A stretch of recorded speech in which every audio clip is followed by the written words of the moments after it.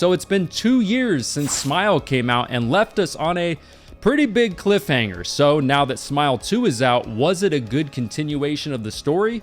Well, I'll tell you what I think.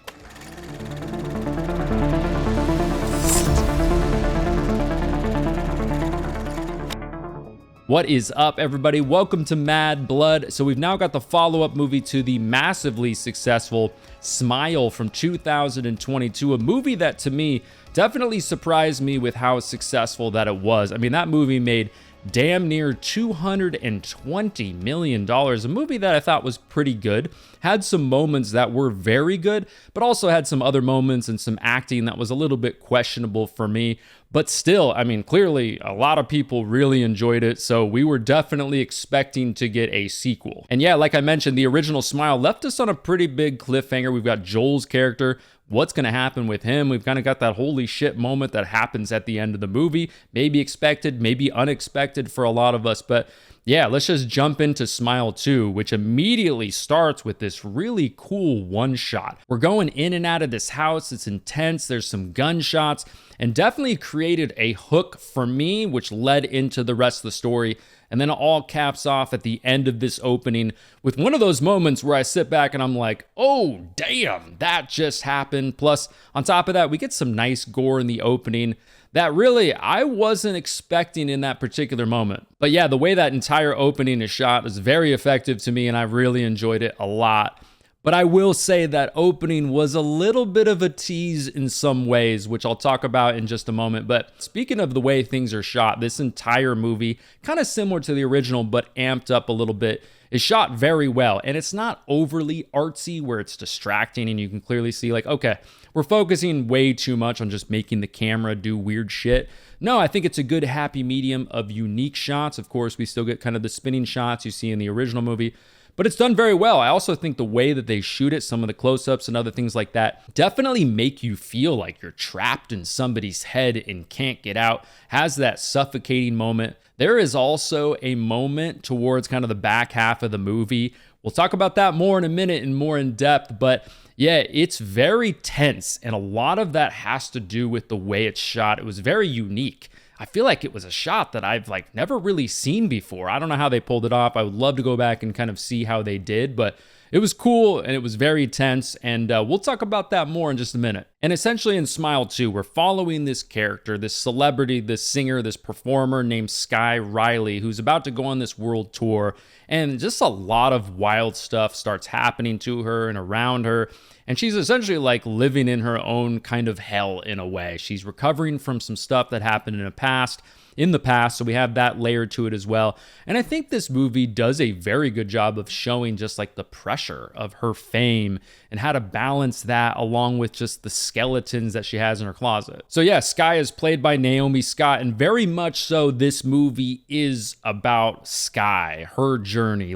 This is her movie. Of course, there's other actors in the movie and stuff like that, but they feel very much pushed to the side. This is her. This is Naomi Scott's movie in a lot of ways. So yeah, if she doesn't kill it, this movie, in my opinion, would be pretty much dead. But I'm happy to say that, yeah, Naomi Scott does a damn good job in this movie. Her acting, she makes you feel very much in her head, the situations with all the different layers of her past and what's going on in the future and the pressure of being a celebrity.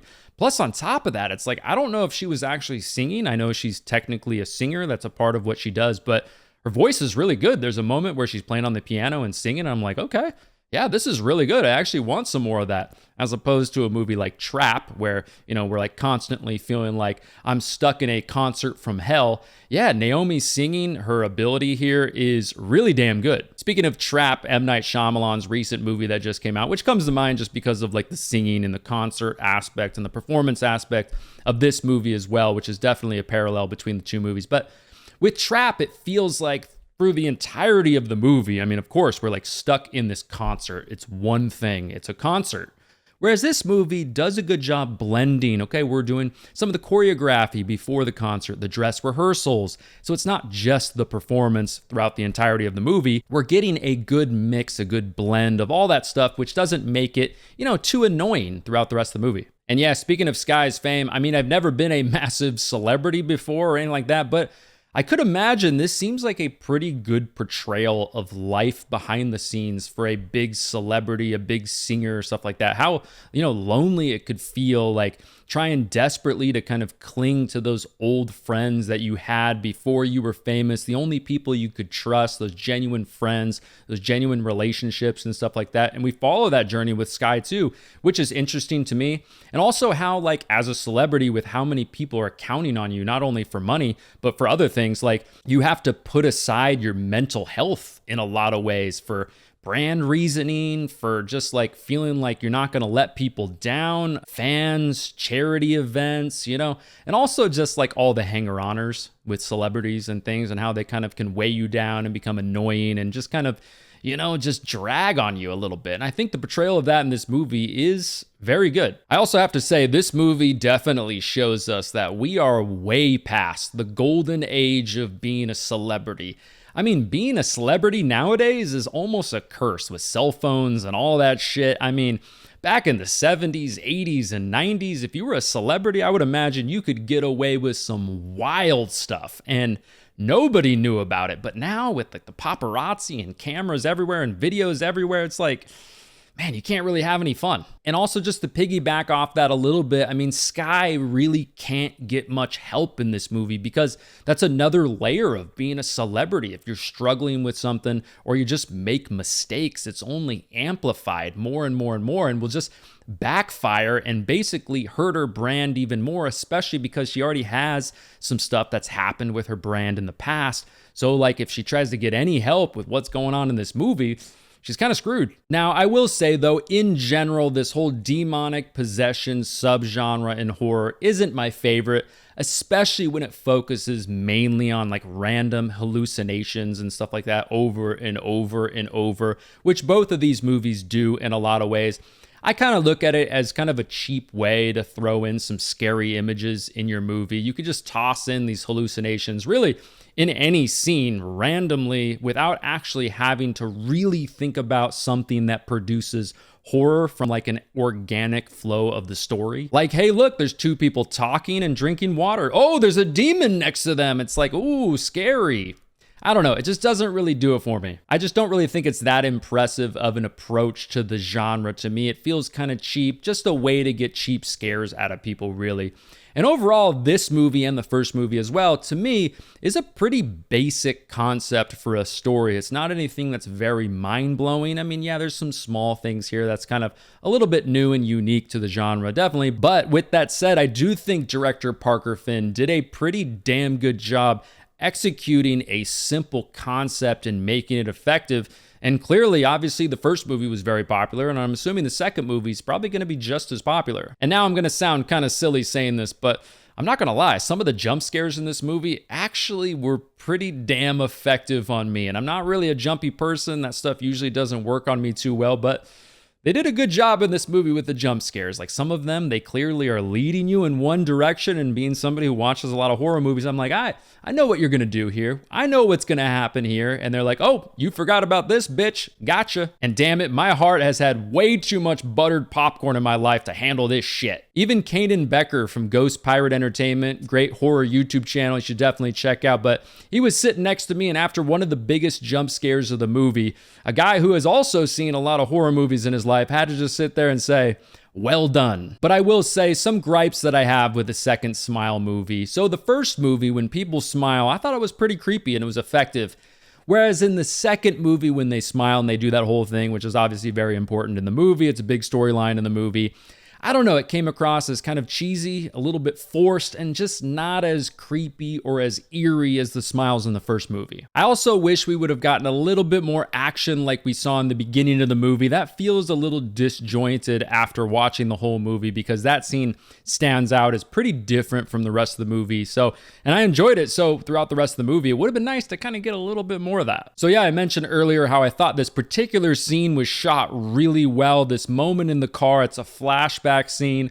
The two characters are arguing. They're driving really fast on, like, it almost seems like a small mountain road or something like that. Other cars are passing, and that entire scene, the way it's shot, the way it's kind of bouncing back and forth between the two characters, they're arguing, there's a lot going on. Like I said, the car is driving, then things kind of get out of control.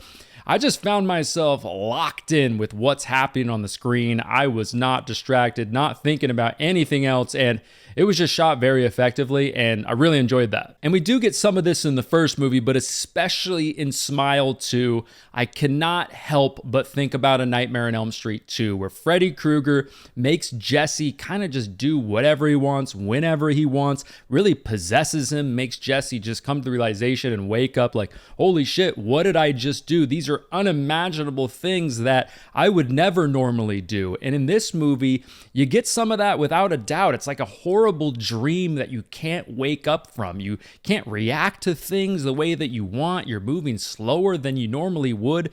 And in this movie, Naomi Scott just executes this really well. Just this whole helpless, like suffocating type of feeling, which I thought was really effective. Also, the end of Smile 2 is a wild ride. You've got so many different realities and layers happening at the same time. You've got more gore thrown in, definitely. You've got some body horror thrown in as well. And it definitely makes you really say to yourself, wait, if that just happened, holy hell. That means we are potentially in for a much bigger and crazier movie if they do decide to make a third one. So in the end, I thought Smile 2 was a pretty good time. Like I mentioned earlier, it's a simple concept, but I thought they executed it pretty well. To me, it's not going to be like a top 5 horror movie of the year or anything like that. And that's mainly just because I don't love this subgenre as much as some of the others. But Naomi Scott and Parker Finn killed it in this movie. And I think they executed this simple concept, I thought, pretty well, like I mentioned earlier. And some of the scenes are very good, but there are some things lacking for me. And if you like the first Smile movie, I would say this movie's maybe a little less eerie than the first movie, but I will say, in my opinion, I think Smile 2 is overall bigger, better. I think it's shot better, and I would say it's definitely acted better than the first movie, in my opinion. I think the first movie feels a little bit more like a true crime thriller type of a movie with some eeriness and some creepiness to it. It also has the benefit of being the first movie, so that keeps me sticking around, wanting to like watch these actors piece together the clues and other things like that. The second movie, though, in my opinion, just feels like a straight up horror movie. But there you go, everybody. Thanks for watching my review of Smile 2. If you've seen Smile 2, let me know down in the comments down below what you thought about it. Did you like the first movie as well? But anyways, everybody, if you want some more content from me right now, go ahead and check out one of these videos next to me. If you don't want to miss future content, then make sure you subscribe. That is the best way to do that. I also have a Patreon if you want to support this channel in an extra way. But again, everybody, thanks so much for watching. Really appreciate it. My name is Matt, and I will talk to you in the next one.